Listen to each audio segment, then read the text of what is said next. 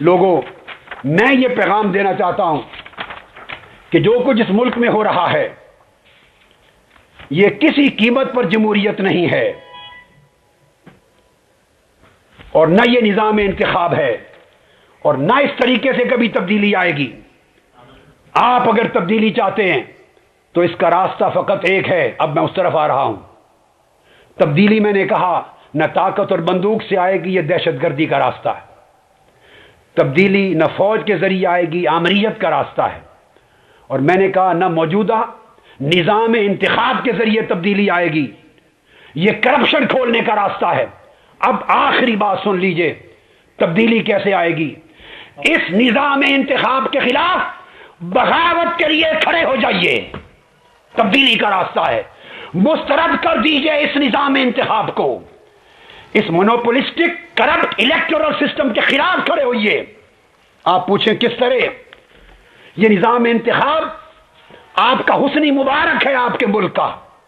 یہ نظام انتخاب، یہ نام نہاد کرپٹ جمہوریت کا نام، یہ آپ کے ملک کا رضا شاہ پہلوی ہے جس کے خلاف ایرانی قوم اٹھی تھی۔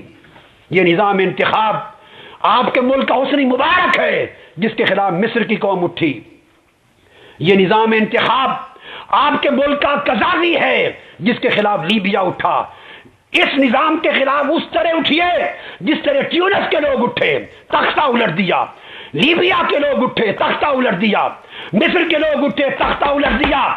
اب ایک بات ہے، یا سیاست بچائیے یا ریاست بچائیے۔ کس کو بچانا چاہتے ہیں؟ سیاست اس نظام انتخاب کے ذریعے قوم سے دھوکہ دینے کا نام ہے، اسے مسترد کر دیں۔ ملک کی سیاست نہیں، ریاست بچائیں، آئین بچائیں، دستور بچائیں، مملکت خودآزاد پاکستان بچائیں۔ ریاست اور آئین کو بچانے کا ایک ہی راستہ ہے، اور قوم کے مقدر کو سنوارنے کا اور دوبارہ روشنی دینے کا ایک ہی راستہ ہے، تبدیلی کا، تبدیلی کا، تبدیلی کا۔ اس نظام انتخاب کے خلاف بغاوت، اس نظام انتخاب کے خلاف بغاوت، اس کرپٹ پولیٹیکل سسٹم کے خلاف بغاوت۔ اٹھاؤ، کرپشن کے باغی بن جاؤ، اس نظام انتخاب کی سازش کے باغی بنو، تاکہ ریاست کو بچاؤ، پاکستان کے آئین کو بچاؤ، اور قائد اعظم کی بنائی ہوئی مملکت خودآزاد پاکستان کو بچاؤ۔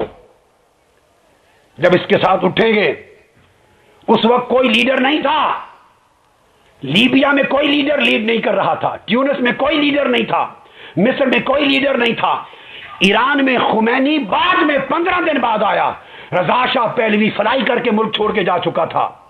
لیڈروں کا انتظار نہ کریں، لیڈروں نے قوم کو بانٹ دیا ہے، دڑوں میں تقسیم کر دیا ہے، یہ کبھی قوم کو یونائٹ نہیں ہونے دیں گے۔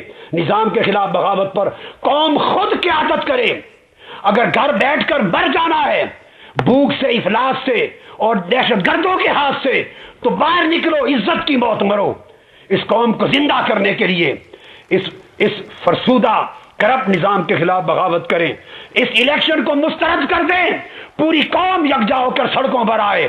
جب پوری قوم سمندر کی طرح آ جائے گی اور کہے گی کہ ہمیں سازش پر مبنی کرپٹ پولیٹیکل سسٹم اور نظام انتخاب نہیں چاہیے، جب آپ قوم کی طاقت دیکھے گی تو سپریم کورٹ آپ کا قوم کی آواز پر ایکشن لینے پر پابند ہو جائے گی۔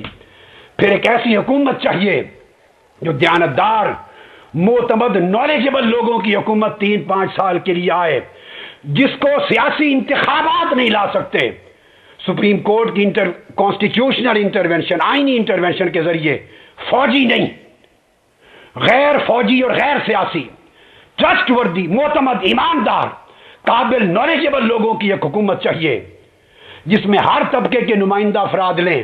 پھر مسلم لیگ سے بھی لیں با کردار کچھ اچھے چہرے، پیپلز پارٹی کے بھی لیں اچھے لوگ، ہر جماعت سے لیں، اور پھر انٹیلیجنشیا سے لیں، معیشت دانوں سے لیں، اور اسی طرح میڈیا سے لیں، پڑھے لکھے ڈاکٹرز، انجینئر سے لیں، ٹیکنوکریٹ سے لیں، بیوروکریٹ سے لیں، ہر طبقے کے قابل اعتماد، صاف ستھرے لباس والے، دیانتدار، ڈیلیور کرنے کے قابل، ان پر مشتمل کیبنٹ اور ایک ٹیم بنے، جسے 3 سال کم سے کم یا 5 سال موقع ملے گند صاف کرنے کا، نظام انتخاب کو بدلنے کا، انسٹیٹیوشنز کو مضبوط کرنے کا، اس قوم کے مسائل پر توجہ دے کر ایک نیا راستہ بنانے کا، پاکستان کو نئے سرے سے تعمیر کرنے کا وقت آ گیا ہے۔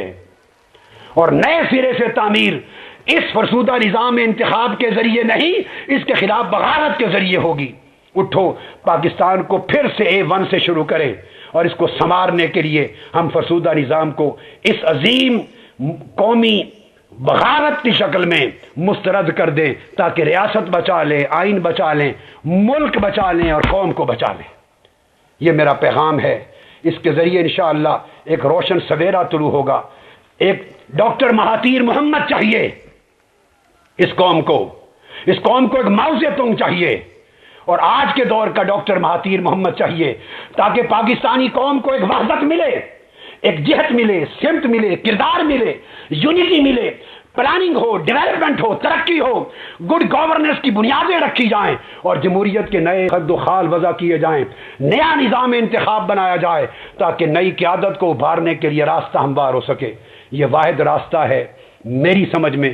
میرا فرض تھا کہ جو اللہ رب العزت نے مجھے سمجھ میں دیا، طویل سوچ و بچار کے بعد میں پورا فکر اور اس کا نچوڑ اور مغز قوم کے سامنے رکھ دوں۔